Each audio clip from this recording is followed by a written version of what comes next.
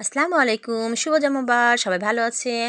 আজকে আপনাদেরকে নতুন একটা বিরিয়ানি করে দেখাবো, যা আমাদের ছোটোবেলায় আমার মা আমাদেরকে করে খাওয়াতো। এটা আমার মায়ের রেসিপি। এই যে আলু, পেঁয়াজ আর এখানে লেবু, দুধ আর চিনি মিশিয়ে রেখেছি। আর এখানে একটা মশলা রেডি করে রেখেছি, বিরিয়ানির মশলা। আর এই যে ভাতের চাউল ধুয়ে আমি রেখে দিয়েছি।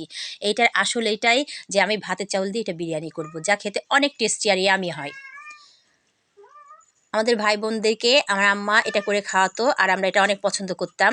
যারা 1 প্লেট খাবে তারা 3-4 প্লেট খেয়ে নেবে, কিছুই মনে হবে না, এত সুন্দর লাগে এটা খেতে।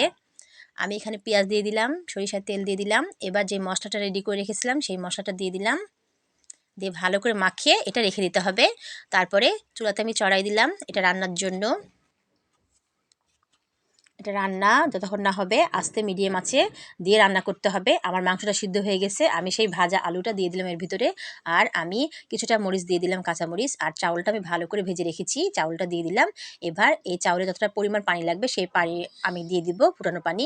আর এখানে আমি কেওড়া জল দিয়ে দিলাম। আর মাংস মাখানোর সময় আমি টক দইও দিয়েছিলাম। দিয়ে আমি পরিমাণ মতো পানি দিয়ে এটা ঢাকনা দিয়ে ঢেকে দিব। তার আগে আমি স্বাদ মতো লবণ দিয়ে দিব।